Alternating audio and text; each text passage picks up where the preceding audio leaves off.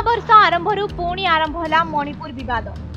स्थिति असंभाळ हेबा परे क्षमा मागिले मुख्यमंत्री बीरेन सिंह। मणिपुर हिंसा आहुरी तीव्र हेबारे लागिछि।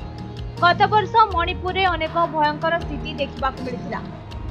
3 मे 2023 मध्यारू मणिपुर रे दंगा आरंभ होइथिला।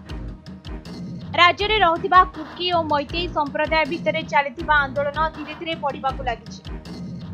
गोटे वर्षरू अधिक दिन हेब राज्य रे एहिबळी कंदळ लागि रहिछि। बे मणिपुर रे स्थिति असंभाळ हेबा जोगु बॉक्सिंग चैंपियन मेरी कॉम एने एक पोस्ट करथिले।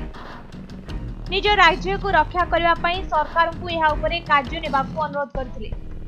या छडा मणिपुर रे चलिथिबा दंगार वीडियो मध्य बारंबार भाइराल हेउथिला। तेबे गत किछि दिन हेब पुणी एहिबळी विक्षोभ प्रदर्शन हेउछि। एनु नुआ वर्ष रे मध्य सारा अंचल रे पुलिस मुतयन करा जायछि। अन्यपटे एने मुख्यमंत्री एन बीरेन सिंह राज्य रे अशांति परिस्थिति पई क्षमा मागिछन्ति। तेबे घटना नै कांग्रेस नेता जयराम रमेश बीजेपी को टार्गेट करछन्ति। से कहिछन्ति कि गत 19 मास हेबो मणिपुर जळुछि।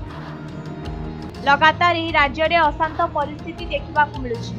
तेबे एही 19 मास हेबो प्रधानमंत्री काहेकि ए घटना उपरे दृष्टि देउनाहांति।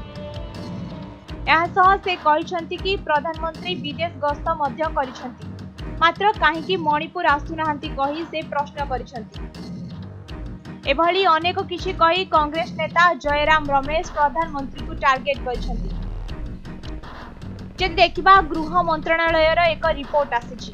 रिपोर्ट अनुसार 2023 रे देशर पूर्वांचल पटे होइतिबा हिंसा कांड भितरे केवल मणिपुर रे 77% हिंसा कांड होइछि। ए घटना निश्चिंत भावे चिंताजनक अटे। ब्यूरो रिपोर्ट समय लाइव।